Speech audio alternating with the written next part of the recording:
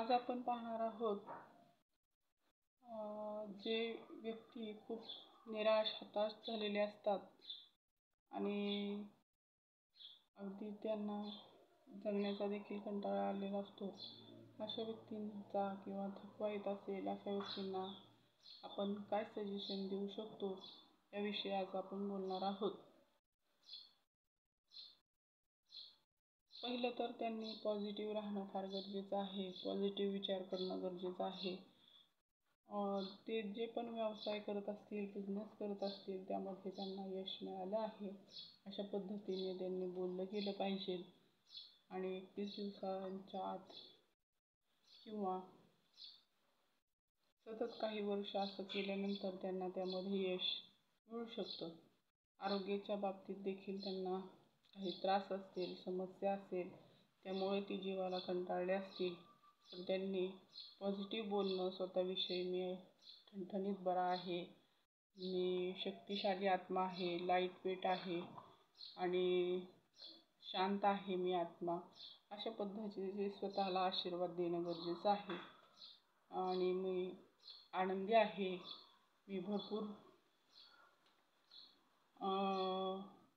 उत्साही आहे, मला चांगलं काम करण्यात खूप आनंद येतो आणि मी त्या कामामधून मला यश देखील मिळते, पैसा मिळतो. अशा पद्धतीचे पॉझिटिव्ह आशीर्वाद हे आपल्याला देणं फार गरजेचं आहे, जेणेकरून आपल्या जीवनात आपण पॉझिटिव्ह जगणं आणि पॉझिटिव्ह विचार यांना सोबत घेऊन खूप सुंदर पद्धतीने आपण जीवन जगू शकतो. ह्याविषयी मागील व्हिडिओमध्ये देखील तुम्हाला ह्याच्याविषयी माहिती दिलेली आहे, तर ते व्हिडिओ देखील उपयोगी माहिती यू कॅपिटल ह्या चॅनलवर जाऊन तुम्ही पाहू शकता. जेणेकरून आरोग्यशास्त्रामध्ये तुमचा आहार, तुम्ही उन्हाळ्यात कोणता आहार घेतला पाहिजे, ऋतुमानानुसार कोणते थंड आणि उष्ण पदार्थ आहेत याविषयी देखील व्हिडिओ ह्या चॅनलवर अपलोड आहे, तर तो देखील तुम्ही जाऊन पाहू शकता. सततची निराशा, सततच्या चिंता सोडून देणं गरजेचं आहे. निरर्थक चिंता, काळजी करणं, आजाराची म्हणा किंवा पैशाची म्हणा, अशा काळजी करणं सोडून देणं गरजेचं आहे. काळजी करून काहीच होत नाही. म्हणतात ना, चिंता आणि चिता माणसाला जिवंतपणे जाळते. त्यामुळं चिंता सोडणं गरजेचं आहे, जेणेकरून जीवनात माणसाला सकारात्मक आणि पॉझिटिव्ह जगणं आलं पाहिजे, जेणेकरून त्याला आपल्या जीवनाचा चरितार्थ उत्तम रीतीने चालवता येणं फार गरजेचं आहे. त्याला काही आजार असतील तर त्याने त्याविषयी उदाहरणार्थ त्याचे सांधे, गुडघे वगैरे दुखत असतील तर त्याने सकाळच्या आणि संध्याकाळच्या कोवळ्या उन्हात बसणं गरजेचं आहे, जेणेकरून त्याला शरीराला व्हिटॅमिन डीची कमतरता पूर्ण होईल आणि त्याची हाडं ही मजबूत होतील. दुसऱ्या काही समस्या त्याला असतील तर त्याने तशी गोळ्या औषधं घेऊन किंवा आपण गोळ्या औषधं जर घ्यायची नसतील तर जे आजार आहेत ते माझे बरे आहेत असं बोलून आपल्याला गोळ्या औषधं देखील टाळता येऊ शकतात. तरी ब्लॉकेज असतील तर ते देखील दूर केलेले आहेत. सेंटरमध्ये मानसोपचार नाही म्हणता येणार, पण मनाच्या उमेदीने त्याच्यावर उपचार केले जातात च्या सेंटरमध्ये.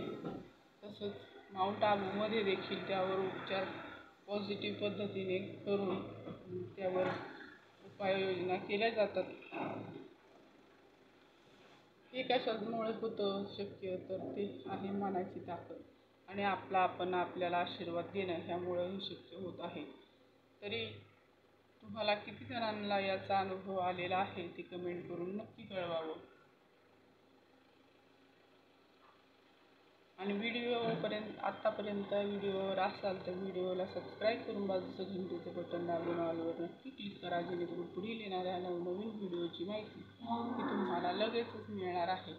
हे सगळं फ्री आहे आणि पॉझिटिव्ह विचार घेऊन आपण बोलत होतो. सकारात्मक आणि ज्यांना जगण्याचा कंटाळा आलेला आहे अशा लोकांनी देखील सकारात्मक बोलणं, वागणं आणि कृती करणं फार गरजेचं आहे, जेणेकरून त्यांना त्यामधून लवकरात लवकर बाहेर पडता येईल.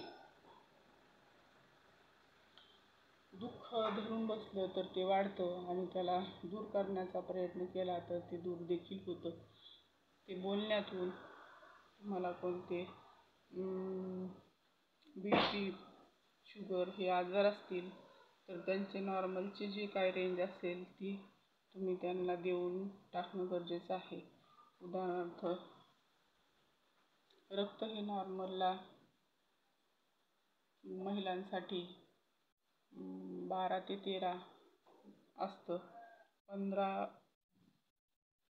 काही याच्यात जास्त समजलं जातं. तरी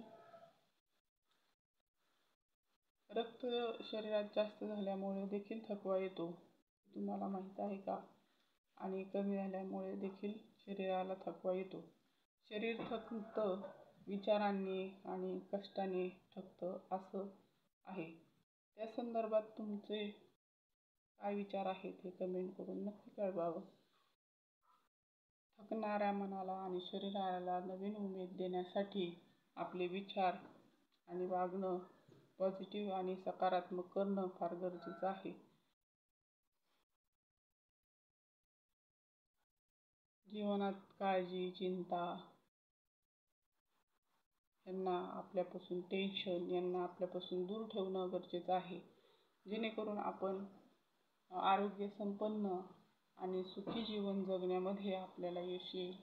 तुम्ही म्हणाल हे दूर ठेवायचं म्हणजे नेमकं काय करायचं? तर तुमच्या मनात जर टेन्शन येत असेल, कशाविषयी येत आहे त्याच्या विरुद्ध जे शब्द आहेत ते आपण आपल्या जीवनात बोलणं गरजेचं आहे. उदाहरणार्थ, तुम्हाला पैशाचं जर टेन्शन येत असेल तर म्हणणं गरजेचं आहे, माझ्याकडे भरपूर पैसा आहे आणि मी त्याचा सदुपयोग करून व्यवस्थित त्याचा वापर करत आहे. अशा पद्धतीने बोलून तुम्ही ज्यावेळेस तुम्हाला वेळ भेटेल की ज्यावेळेस एक तासातासाने असे तुम्ही तुमची जे समस्या आहे त्याचे सोल्युशन हे तुम्हाला देणं, तासातासाने त्याची उत्तरंही तुम्हाला देणं गरजेचं आहे, जेणेकरून सकारात्मक विचार हे आपल्या जीवनात चालू राहतील आणि आपण आपले जीवन चरितार्थ चालवण्यामध्ये यशस्वीपणे चालवण्यामध्ये सक्षम होऊ शकतो. तुमचं यावर काय म्हणणं आहे ते कमेंट करून नक्की कळवावं आणि आपण हा व्हिडिओ कुठून पाहत आहात तेथील देखील कमेंट पाठवावी, जेणेकरून व्हिडिओ बनवण्याचे मोटिवेशन मला प्राप्त होते आणि तुम्ही सबस्क्राईब केल्यानंतर चॅनलला ग्रोथ भेटतो.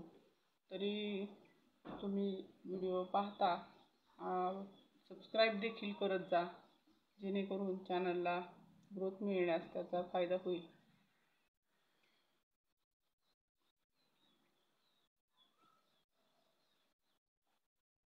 प्रत्येकजण फायदा आणि तोटा याचा विचार हा करत असतो, तर त्याच्यामध्ये प्रत्यक्षात फायदा किती होतो आणि तोटा किती होतो हे आपणच चाचपडून पाहणं गरजेचं आहे.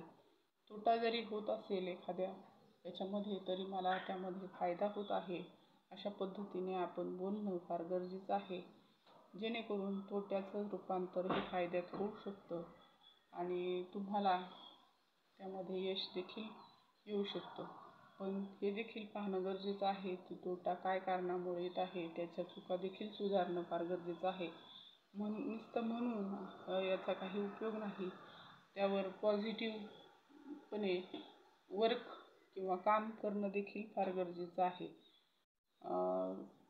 चुका करत राहा आणि शिकत राहा, पण त्या चुका दुरुस्त देखील करत राहा, जेणेकरून हिंदीत म्हण आहे, गलतियाँ करो बार बार करो मगर एक गलती दोबारा मत करो. त्या पद्धतीने चुका तुम्ही करा, चुकांमधूनच माणूस शिकत असतो आणि पुढे जात असतो, पण एक चूक पुन्हा करू नका. जेणेकरून त्या चुकांचं तुम्हाला नुकसान हे दीर्घकाळापर्यंत सोसावं लागेल. तरी आणखी तुम्हाला कोणत्या समस्या असतील ते कमेंट करून नक्की कळवावं. आता सध्या व्यक्तींना दैनंदिन जीवनामध्ये आर्थिक समस्या आणि मुलांची शिक्षण यासाठी पैसा याची समस्या ही रोजच निर्माण होत आहे. तरी त्या समस्यांचे निराकरण असं म्हणणं गरजेचं आहे, जे आपल्याला आपल्या मुलांना घडवायचे आहे, बनवायचे आहे, ती आपली मुलं बनली आहेत.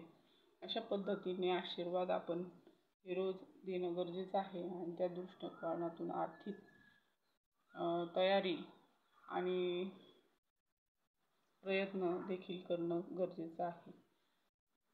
तरी तुमचं यावर काय म्हणणं आहे ते कमेंट करून कळवावं. आणि आत्तापर्यंत जेवढं बोललो तेवढं बोलून मी व्हिडिओ थांबवते आणि पुढील व्हिडिओमध्ये अशाच एका इंटरेस्टिंग विषयी आपण पुढील भागामध्ये बोलूयात. तोपर्यंत स्वस्त खा आणि मस्त राहा आणि आपापली काळजी घ्या. धन्यवाद. राधे राधे. जय श्रीकृष्ण. जय गुरुदेव. श्री गुरुदेव. धन्यवाद. भेटूयात पुढच्या व्हिडिओमध्ये.